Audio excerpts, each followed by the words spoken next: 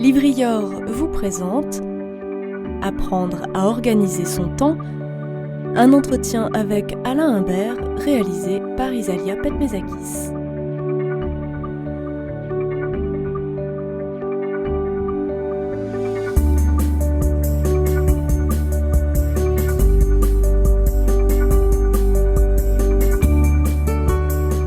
C'est bien connu, nous courons tous après le temps. Je n'ai pas eu le temps est l'excuse la plus imparable de notre époque, puisque tout le monde est débordé. Et à l'heure où l'on parle plus que jamais du stress, non seulement au travail, mais aussi dans la vie en général, Alain Humbert, vous êtes peut-être une petite lueur d'espoir. Bonjour. Bonjour. Alors une lueur d'espoir, je ne sais pas, mais en tout cas, une boîte à outils peut-être, pour des personnes qui pourraient en avoir besoin. Alors nous allons passer un peu plus d'une heure ensemble, une heure durant laquelle nous allons essayer de découvrir comment, selon vos propres termes, reprendre les rênes de nos vies en organisant ce fameux temps. D'abord, Alain Humbert, je voudrais que vous nous expliquiez en quelques mots votre démarche et notamment comment vous est venue l'idée de travailler sur cette fameuse gestion du temps. Eh bien, je suis consultant en management et coach en management et mes clients chefs d'entreprise, tout autant que mes voisins, avaient une constante, c'est que ils me disaient souvent j'ai pas le temps d'appliquer les outils que vous me communiquez, et puis mes voisins n'avaient pas le temps de tout faire, moi-même j'avais pas le temps de tout faire, et je me suis dit ça vaut quand même le coup de se pencher sur ce fameux temps. Voilà. Alors votre démarche se situe entre le management mais aussi le développement personnel. Pour vous, quel est l'intérêt essentiel dans tout ça? Parce que finalement, on peut aussi se dire que c'est pas si grave que ça de ne pas réussir à tout faire. Alors bien sûr que c'est pas grave de pas réussir à tout faire, on peut pas réussir à tout faire, heureusement.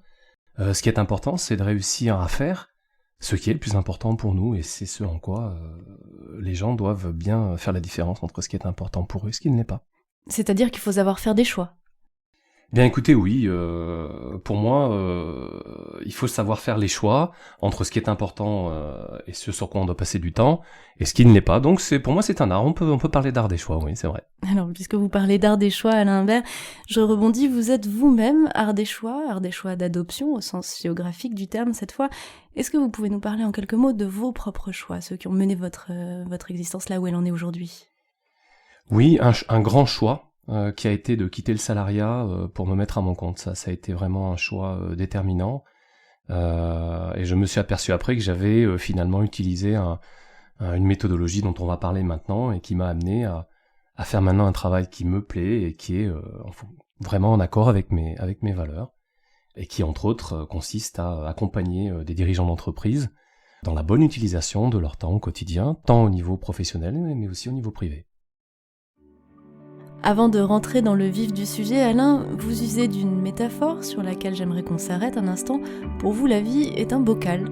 Ah oui, l'histoire du bocal. Oui, effectivement, j'utilise cette métaphore. Essayez de prendre un bocal vide et de le remplir de sable. Si vous essayez de mettre des galets après derrière, vous n'arriverez pas à fermer le bocal, parce qu'il y aura trop de sable. Cette métaphore, donc, considérez que le bocal est la journée qui se présente devant vous, les 24 prochaines heures, et que vous allez mettre des actions dedans, des cailloux. Il y a des gros cailloux qui sont des actions importantes, et puis des tout petits cailloux, des grains de sable, qui sont des actions qui sont pas importantes, mais qui sont incontournables dans la vie. On a toujours des imprévus, des interruptions, des tas de petites bricoles à faire qui sont pas importantes. Eh bien, si on arrive à mettre les galets d'abord dans notre bocal, c'est-à-dire dans notre journée, eh bien on s'aperçoit qu'on peut glisser plein de grains de sable entre ces galets, et donc arriver quand même à boucler notre journée en ayant fait ces petites choses du quotidien, et bien sûr, en premier, les choses importantes. Donc on parlait d'art des choix tout à l'heure, c'est un double choix finalement.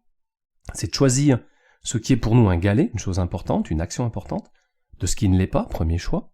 Et puis deuxième choix, une fois qu'on a déterminé nos galets, eh bien c'est de choisir quels sont les galets qu'on met dans le bocal et ceux qu'on ne met pas dans le bocal, parce que on identifie beaucoup plus de galets que le bocal ne peut en contenir.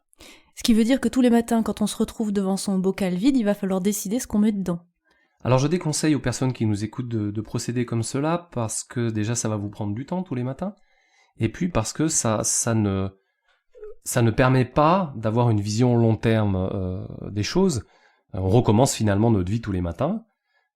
Ma proposition, c'est plutôt de procéder à l'envers, de prendre un petit peu l'image d'un entonnoir et de commencer par le haut de l'entonnoir, à savoir quels sont les galets que j'ai envie de mettre dans mon bocal, si le bocal il a comme taille les 10, les 12 ou les 15 prochaines années.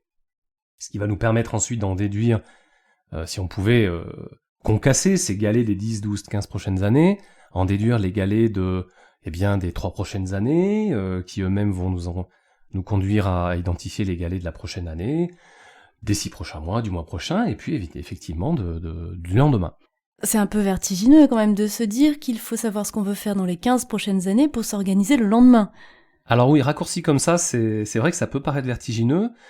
En même temps, c'est un travail à faire régulièrement, de savoir ce qu'on veut pour soi dans les prochaines années, et ça permet ensuite... Nous espérons que vous avez apprécié cet aperçu. Pour continuer à écouter ce livre audio sur Google Play Livres, utilisez le lien dans la description de la vidéo.